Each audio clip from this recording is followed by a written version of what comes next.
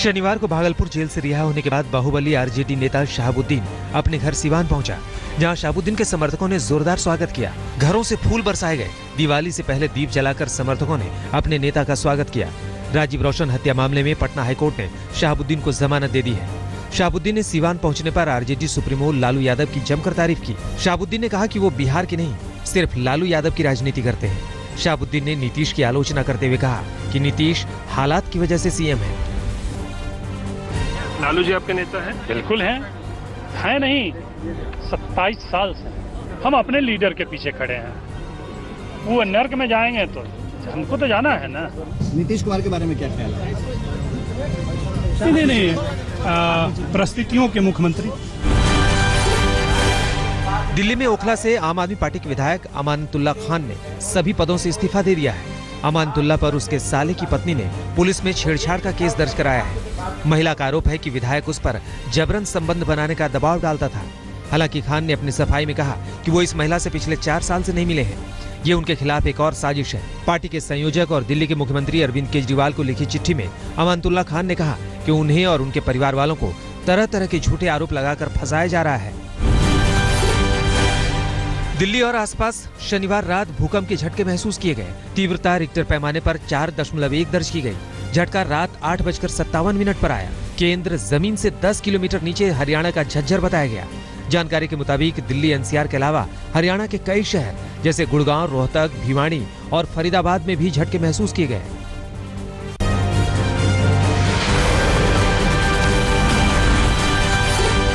गुड़गांव में पैसों के लेन देन में एक शख्स ने अपने ही दोस्त की हत्या कर दी।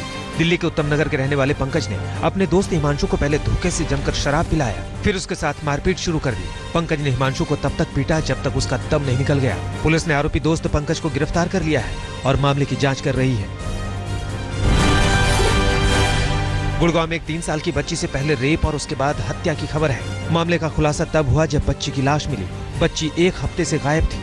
पुलिस को आशंका है कि पहले बच्ची का अपहरण किया गया, फिर रेप के बाद उसकी हत्या कर दी गई। पुलिस की 5 टीमों ने कड़ी मशक्कत के बाद आरोपी को उस वक्त नई दिल्ली रेलवे स्टेशन से गिरफ्तार कर लिया जब वो फरार होने की फिराक में था। पंजाब के गुरदासपुर में एक बेटी ने अपने पिता की हत्या करवा दी। मामला प्रेम प्रसंग का है। अपने प्यार की राह में रोड़ा बने पिता को लड़की ने अपने प्रेमी और उसके दोस्त की मदद से रास्ते से हटा दिया। पहले तो मामले की लीपापोती की कोशिश की गई और फिर हत्या को स्वाभाविक मौत दिखाने की साजिश रची गई। लेकिन जब पुलिस ने सख्ती से जांच की तो पूरे मामले का खुलासा हुआ।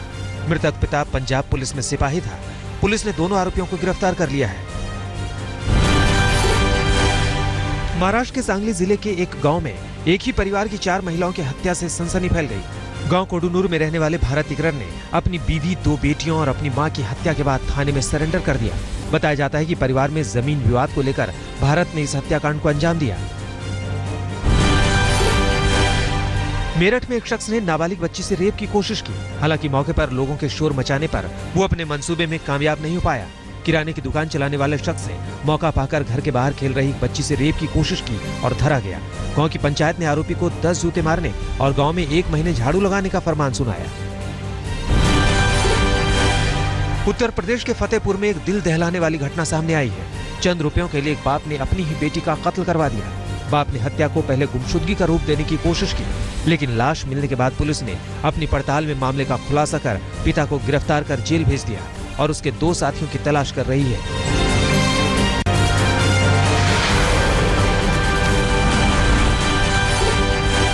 गाजियाबाद में पुलिस की बाइक सवार बदमाशों से मुठभेड़ में एक बदमाश पुलिस के हत्थे चढ़ गया, जबकि दूसरा भागने में कामयाब रहा। इस गोलीबारी में 2 पुलिस वाले भी जख्मी हुए हैं, जिन्हें अस्पताल में भर्ती कराया गया है। एनकाउंटर की नौबत तब आई जब बाइक सवार बदमाशों ने रोके जाने पर पुलिस पर गोली चला दी। फिर पुलिस को जवाबी फायरिंग करनी पड़ी। पुलिस को शक है कि दोनों बदमाश किसी बड़ी वारदात को अंजाम देने जा रहे थे। पुलिस दूसरे की तलाश में जुटी है। गाजियाबाद में साहिबाबाद इलाके के दिल्ली वजीराबाद रोड पर शनिवार देर रात एक एसेंट कार में अचानक आग लग गई। कार सवार दोनों युवक ने बाहर कूदकर अपनी जान बचाई। हादसे में कार पूरी तरह जलकर राख हो गई। सड़क पर आग लगने से करीब 30 मिनट तक जाम की स्थिति बनी रही। दिल्ली के दुर्गापुरी में रहने वाले अरविंद शर्मा अपने एक साथी के साथ शनिवार रात करीब 9:15 बजे मोहन नगर से घर की ओर जा रहे थे। तभी अचानक उनकी कार में आग लग गई। सूचना पर दमकल की गाड़ी भी पहुंची, लेकिन तब तक कार स्वाहा हो गई थी।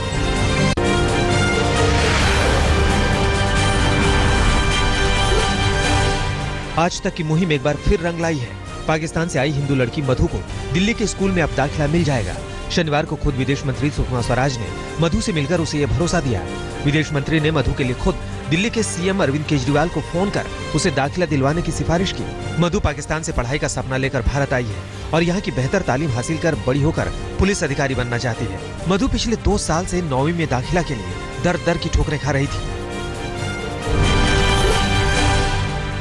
नागपुर में पतंजलि करीब 250 एकड़ में दुनिया का सबसे बड़ा फूड और हर्बल पार्क बनाने जा रही है। शुक्रवार को बाकायदा इस फूड पार्क का भूमि पूजन भी किया गया। इस मौके पर बाबा रामदेव, केंद्रीय मंत्री नितिन गडकरी सहित महाराष्ट्र के मुख्यमंत्री देवेंद्र फडणवीस भी मौजूद थे। बाबा रामदेव ने बताया कि इसमें पतंजलि की उत्पादन इकाइयां लगेंगी। इनमें करीब 10,000 युवाओं को सीधे रोजगार मिलेगा। कंपनी विदर्भ इलाके के किसानों को कृषि उत्पाद पैदा करने के लिए सस्ती दरों पर कर्ज भी देगी। बिहार के गया में बारिश और बाढ़ से लोग बेहाल हैं। बारिश के बाद चट्टान खिसकने की घटना से कई घर तबाह हो गए हैं। ताजा घटना विष्णुपद के नवागढ़ इलाके की है, जहां एक 3 मंजिला इमारत धराशायी हो गई। शुक्र है कि घर के लोग बाल बाल बच गए। कुछ दिनों बाद यहाँ पितृपक्ष मेला शुरू होने वाला है। ऐसे में वहाँ के कारोबारी की चिंता और बढ़ गई है, क्योंकि कई इलाकों में बाढ़ का पानी भरा है। बिहार के नालंदा में भी भारी बारिश के बाद कई गाँवों में बाढ़ का पानी भर गया है। निचले इलाकों में पानी भर जाने से लोगों को खासी मुश्किलों का सामना करना पड़ रहा है। गांव वालों को पानी से निजात दिलाने के लिए जिला प्रशासन और जल संसाधन विभाग के अधिकारी राहत के काम में जुटे हैं। उत्तराखंड के देहरादून में भारी बारिश के बाद शहर में जगह जगह पानी का जल जमाव हो गया, जिससे लोगों का सड़कों पर चलना दूभर हो गया। सड़कों पर वाटर लॉगिंग की वजह से कई जगह जाम भी लग गया। मौसम विभाग के मुताबिक अभी और बारिश की आशंका है। गुजरात के सूरत में जहरीला शराब पीने से 13 लोगों की मौत हो गई। इस घटना के बाद प्रशासन में हड़कंप मचा है। पिछले 48 घंटों में 15 लोगों की जान चली गई है, जबकि कई अस्पताल में जिंदगी और मौत की जंग लड़ रहे हैं। पुलिस जगह जगह छापेमारी कर जहरीले शराब के कारोबारियों की धरपकड़ में जुटी है।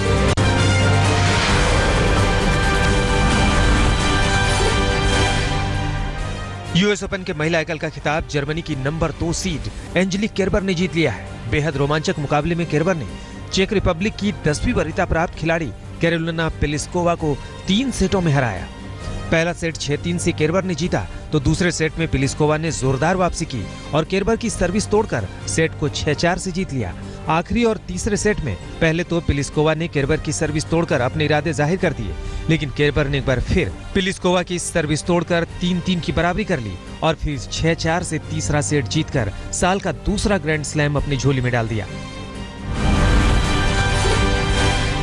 आज यूएस ओपन के पुरुष सिंगल्स मुकाबले में दुनिया के नंबर 1 खिलाड़ी सर्बिया के नोवाक जोकोविच का मुकाबला स्विट्जरलैंड के तीसरे नंबर के खिलाड़ी स्टेन वावरिंका से है। जोकोविच ने सेमीफाइनल में फ्रांस के जी मोनोपील को 4 सेटों में 6-3, 6-2, 3-6, 6-2 से हराया, जबकि वावरिंका ने जापान के केई निशिकोरी को 4-6, 7-5, 6-4, 6-2 से हराकर तीसरी बार ग्रैंड स्लैम जीतने के सपने को बरकरार रखा है। जोकोविच आज तीसरी बार यूएस ओपन खिताब को अपनी झोली में डालने के इरादे से उतरेगा, जबकि वावरिंका अपने करियर के तीसरे ग्रैंड स्लैम पर कब्जा करने के लिए एड़ी चोटी का जोर लगाएगा। भारतीय क्रिकेट कंट्रोल बोर्ड के अध्यक्ष अनुराग ठाकुर ने आईसीसी प्रमुख शशांक मनोहर पर आरोप लगाया है कि जब उनकी बोर्ड को सबसे ज्यादा जरूरत थी, उसी वक्त उन्होंने बीसीसीआई छोड़ दी। ठाकुर ने यह भी आरोप लगाया कि शशांक मनोहर बीसीसीआई के हितों के खिलाफ काम कर रहे हैं। वॉशिंगटन में पुलिस की बेरहमी की तस्वीर सामने आई है। महज एक मॉल की पार्किंग में साइकिल चलाने पर सुरक्षा कर्मियों ने एक 15 साल की लड़की के साथ पहले तो जमकर बदसलूकी की और फिर बाल खींचते हुए पार्किंग से बाहर कर दिया। लड़की और उसके भाई ने इस बदसलूकी के खिलाफ आवाज उठाई है। चीन में दुनिया का सबसे ऊंचा केबल ब्रिज लोगों की आवाजाही के लिए जल्द ही खुलेगा। नदी और पहाड़ों पर बने इस ब्रिज के खुल जाने से यूनान और गुइझाओ प्रांत के बीच आवाजाही सुगम हो जाएगा।